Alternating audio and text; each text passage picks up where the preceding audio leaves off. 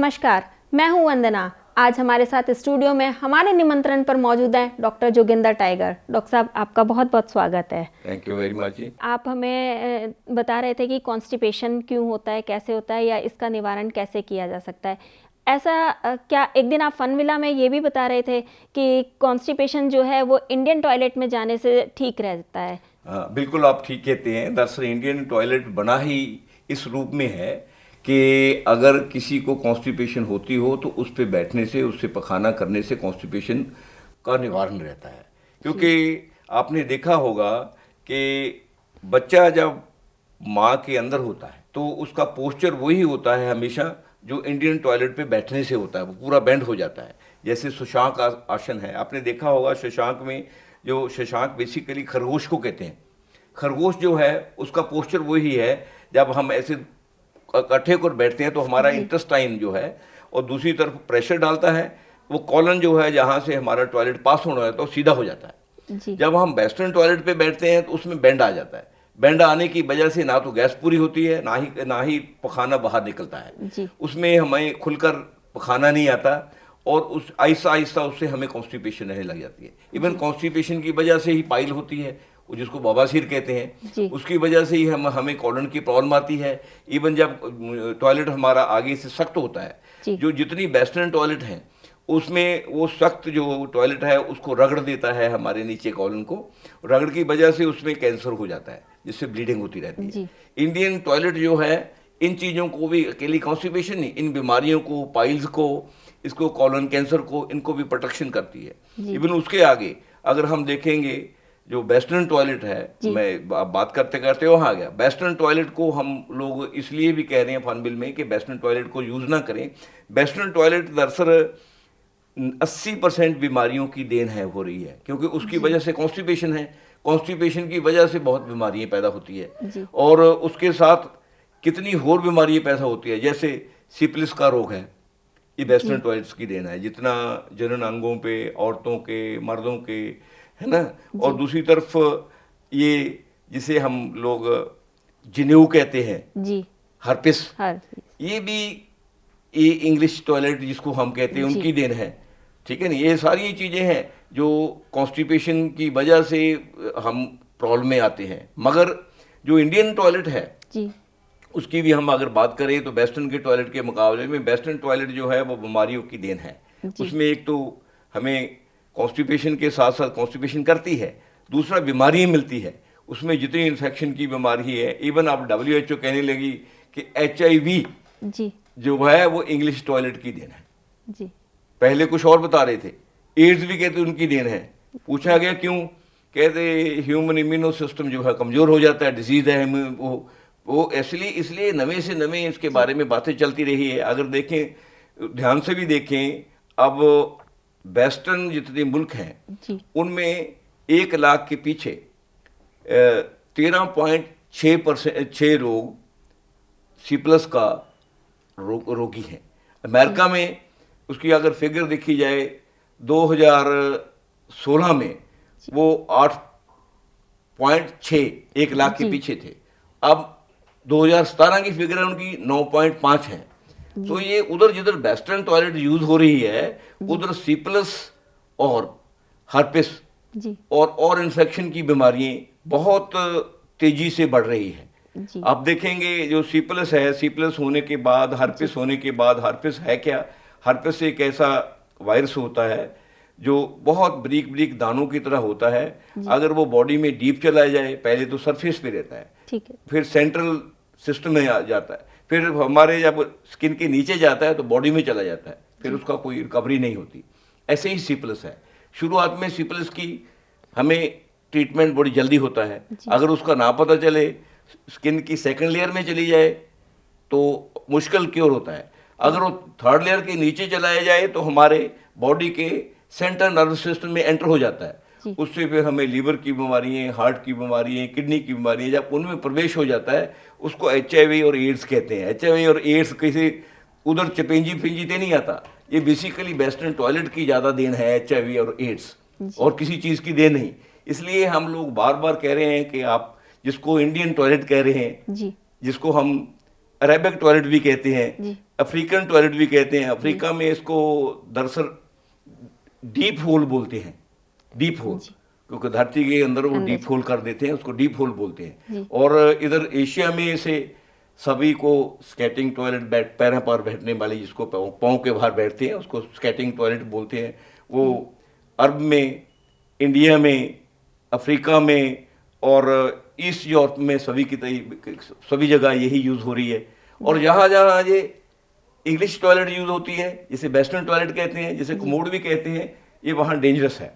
तो इनसे बहुत ज़्यादा बीमारी आती है। अगर इंडियन टॉयलेट को हम यूज़ करेंगे, एक तो डायरेक्ट जो लोग दूसरों के इन्फेक्शन की वजह से, जैसे जितने हमें सेक्स के रिलेटेड रोग आते हैं, सिफिलिस है और गोनोरिया है और दूसरा हर्पिस वगैरह, जितनी भी बीमारी हैं उनसे बच जाएंगे जी। और लेडीज़ को स्पेशली रीनल प्रॉब्लम जो आ रही है, बर्निंग की प्रॉब्लम आ रही है, कुछ प्रॉब्लम लेडीज़ को एनएस से आती है, कुछ जनन अंग से आती है, उससे भी बच जाएंगे। अकेला मतलब कॉन्स्टिपेशन से कितनी बीमारियां हैं जो हमारे साथ पूरी जिंदगी घर करके जुड़ जाती है और हमें बीमार कर देती है, ठीक है नहीं। इसलिए हमें कॉन्स्टिपेशन से बचने के लिए कोशिश करें कि इंग्लिश टॉयलेट को नकारें। इंडियन, अरेबिक, अफ्रीकन और ईस्ट यूरोप वाली टॉयलेट, टर्किश तक यही है, इसको यूज करें। ये भी एक कॉन्स्टिपेशन से निवारण है जी, बहुत बड़ा, और बीमारियों से भी निवारण है। डॉक्टर साहब, इंडियन टॉयलेट जो हैं इनसे कॉन्स्टिपेशन का खतरा कम होता है जी। तो जो वेस्टर्न टॉयलेट्स हैं उनसे जो बीमारियां होती हैं उनसे हम कैसे बच सकते हैं, कुछ घरेलू उपाय उनके? हाँ, वो ठीक कहते हैं। इंडियन टॉयलेट से अकेला कॉन्स्टिपेशन का खासा नहीं, कॉन्स्टिपेशन रहती भी नहीं है, दूसरा बीमारी भी नहीं होती, बड़ी हाइजेनिक है इंडियन टॉयलेट। अब तो आपको सरप्राइज होगा कि अमेरिका में जो बहुत अपने आप को एडवांस कंट्री समझ रहा था, इंग्लैंड जो अपने आप को कहता है कि दुनिया का मैं सरप्लस हूँ हाइजीनिक में, अब उनको पहली बार समझ आया कि हम हाइजीनिक नहीं है, हम लिपा पोची हैं, हम मेकअप हैं, सिर्फ सुंदर चेहरे नहीं है, हम क्या है, क्रीम है, पाउडर है, सुर्खी है, हमारे पास बेस कुछ नहीं। अब जब उनके पास, अब मैं आपको बताया है कि अब इंग्लैंड में 1 लाख के पीछे 13% 6 मतलब लोग C+ के रोगी हैं जी। और अमेरिका में 9% 6 हैं और इंडिया में 1% है सिर्फ जी। और अरब में 0.01 है। और उन चीज़ों को देखते हुए अब उन लोगों को पता लग रहा है कि हमने बर्ड का सिस्टम चोरी तो कर लिया मगर चोरी का सामान चोरी का रहा। अब उन्होंने जैसे ये टॉयलेट डेवलप की, जो जिसको हम कमोड कह रहे हैं, जिसको चेयर वाली टॉयलेट कहते हैं, उनको अब पता लग गया कि चेयर पे बैठने से क्या क्या रोग होते हैं। उनको अब ये पता लग गया कि वैसे काम करने से क्या क्या फायदे होते हैं। जो इंडियन टॉयलेट है वो एक एक्सरसाइज भी है। जब उस पर हम बैठते हैं, ऐसे घुटनों के बल घुटने बेंड होते हैं, तो हमारे लिगामेंट्स की एक्सरसाइज होती है, ठीक है, हमारे यहाँ की एक्सरसाइज होती है, हमारा पेट की एक्सरसाइज होती है, पेट साफ होता है, ठीक है। कितने ही फायदे हैं जो इंडियन टॉयलेट के हैं। वेस्टर्न टॉयलेट से बीमारी ही बीमारी लगती है और पेट भी पूरा साफ नहीं होता, और कॉन्स्टिपेशन की बहुत बड़ी वो वजह है। और स्पेशली पब्लिक टॉयलेट जो होती है, वेस्टर्न टॉयलेट, उस पर तो बीमारी ही होती है, वो टॉयलेट नहीं होती। उसको अवॉइड करना चाहिए पूरे मुल्क को और पूरे मेरे ख्याल के वर्ल्ड में। अगर वेस्टर्न वालों को समझ नहीं है टॉयलेट की, तो लोगों को ये समझ लेना चाहिए कि वेस्टर्न टॉयलेट जो है ये बीमारियों का घर है, इसको हमें छोड़ देना चाहिए। ठीक है, यहाँ पर्सनल अपने बाथरूमों का सवाल है, वो आप उसकी पर्सनल किसी की टॉयलेट होती है, उसको सफाई भी होती है, उसको आप भी पता हो कि मैंने पर्सनल बैठना है, वहाँ चल सकती है। मगर वहाँ भी पेट पूरा साफ नहीं होता, पेट से पूरी बेंड नहीं, हवा नहीं निकलती, बेंड ना निकलने की वजह से पेट बेंड भी नहीं पूरा होता, कई प्रॉब्लम्स आती है, जिसकी वजह से वो वेस्टर्न टॉयलेट को हमें छोड़ देना चाहिए। ये एशियन, अरेबिक, अफ्रीकन या डीप होल वाली टॉयलेट ही यूज़ करनी चाहिए। डॉक्टर साहब, कुछ घरेलू उपाय बताएं जिनसे कि मोशन क्लियर हो जाए और जो है कॉन्स्टिपेशन ना हो। शशांक आसन है हमारे पास। शशांक बेसिकली संस्कृत में खरगोश को कहते हैं। खरगोश जब जैसे माँ के पेट में बच्चा होता है ना, बच्चा का जैसे पोस्चर ऐसे, ये पूरे बेंड होते हैं घुटने, ऐसे बैठता है, उसकी वजह से ये हमारा सिस्टम जो है इसका प्रेशर पड़ता है, कॉलन से सीधा हमारा पखाना पास हो जाता है। एक तो ये है कि हमें शशांक आसन करना चाहिए। दूसरा, हमें सुबह उठकर खाली पेट गुनगुना पानी आहिस्ता आहिस्ता बिना कुरले के पीना चाहिए। जी। कुरला करके कभी पानी नहीं पीना चाहिए, क्योंकि रात का जो सलाइवा पेट में होता है वो बहुत ही मुफीद और यूजफुल होता है। वो हजारों बीमारियों को नाश करता है, हजारों दवाइयों का वो एक हल है।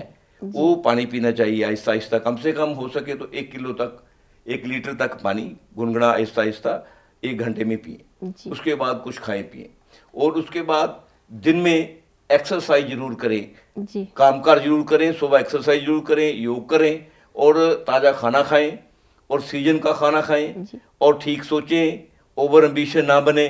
जो आपको आपके पास है और जो आप कर सकते हैं, उसके बदले जो आपको मिलना है उसको कंसंट्रेट करें कि ये कैसे है।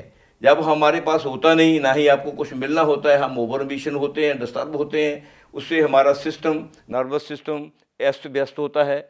उससे जो हमारे मसल्स हैं वो टेंस हो जाते हैं, जिसकी वजह से कॉलन जो है टेंस हो जाती है, हमें कॉन्स्टिपेशन होती है, हमें गैस होती है, हमें एसिडिटी होती है। डॉक्टर साहब, अगर एसिडिटी हो जाए अचानक से तो उसके लिए हम क्या घरेलू उपाय अपनाएं कि वो एसिडिटी खत्म हो जाए? ताज़ा मिल्क गर्म ना हो, उसको आहिस्ता आहिस्ता पिएं खाली पेट। दूसरा, अगर उस ऋतु में शलगम है तो शलगम उसका एसिडिटी का बहुत अच्छा इलाज है। आप शलगम खाएं और एल्कलाइन चीज़ें खाएं, फ्रूट खाएं। अगर सीजन है खरबूजे की, खरबूजा खाएं, पपीते की है तो पपीता खाएं, अमरूद की है तो अमरूद खाएं, केले की सीजन है तो केला खाएं। सीजन के फ्रूट खाएं, एल्कलाइन वाली चीज़ें खाएं, तो एसिडिटी और ख़त्म हो जाएगी, विंड भी ख़त्म हो जाएगी, कॉन्स्टिपेशन भी ठीक होएगी। तो डॉक्टर साहब ने हमें आज बहुत ही महत्वपूर्ण जानकारी दी अपने अनुभव से। डॉक्टर साहब का कहना है कि सीज़न के फ्रूट, सीज़न की सब्जियां आप ज़रूर खाएं। अगले एपिसोड में आपसे फिर मुलाकात होगी, तब तक के लिए धन्यवाद।